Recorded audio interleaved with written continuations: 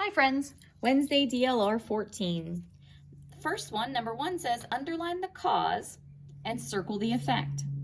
This is just like our book projects that were due this week. We worked with cause and effect. So remember this, the effect is what happened. So Maria's tire was flat. That's our effect. That's what happened. The cause is the reason why. Why was her tire flat? Because it had a nail in it. So you should have circled tire was flat, and you should have underlined it had a nail in it.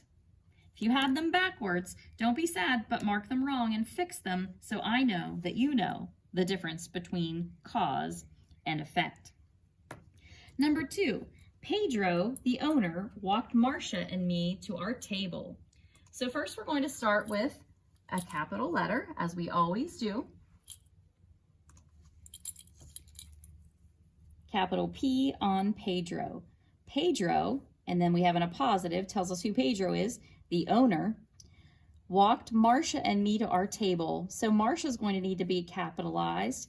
And then we have a problem here with this me. Sometimes when we are thinking about a sentence, we think this should be I, but I want you to listen here for a second. Would you say Pedro, the owner, walked I to my table?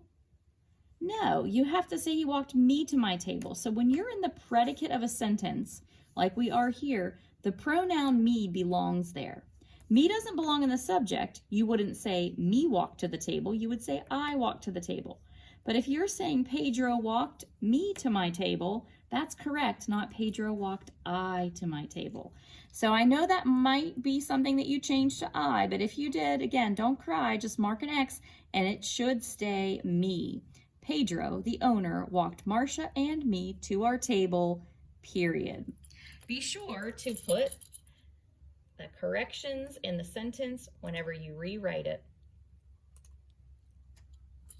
Number 3, if I give you 5 nickels, will you give me a quarter?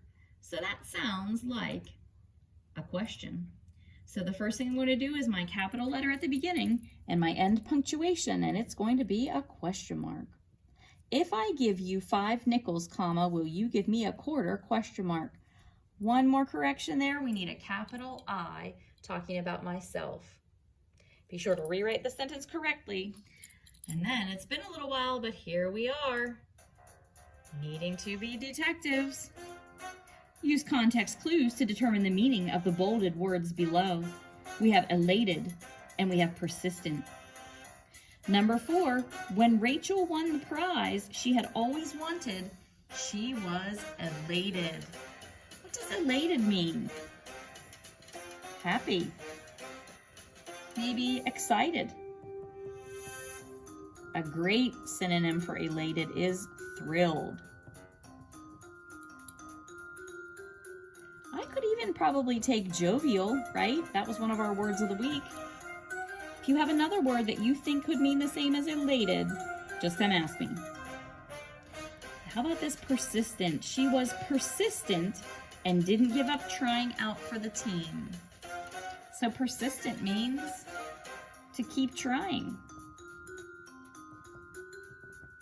You could say untiring. I don't know who would, but my answer key gave me that one. Untiring. Could be staying on task. Not giving up. To persevere. If you have something else that you think could work, just ask me. Great job today, friends. Chart your progress and put it in your work in progress.